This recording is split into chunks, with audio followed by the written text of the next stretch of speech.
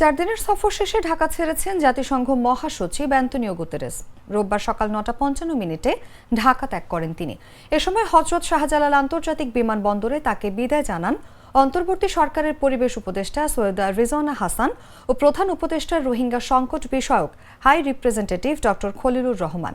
এর আগে Antonio Guterres প্রধান উপদেষ্টা ডক্টর মোহাম্মদ ইউনুসের সঙ্গে ফোনে কথা বলেন। এ সময় তারা পারস্পরিক কুশল বিনিময় করেন।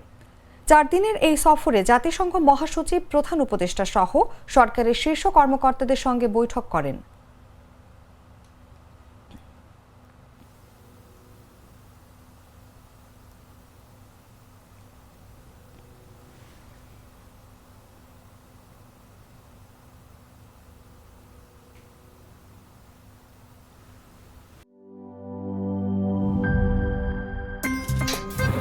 আমার একটা স্মার্ট সিদ্ধান্তে 25% গ্যাসের খরচ কমেছে। ভাবছেন কিভাবে?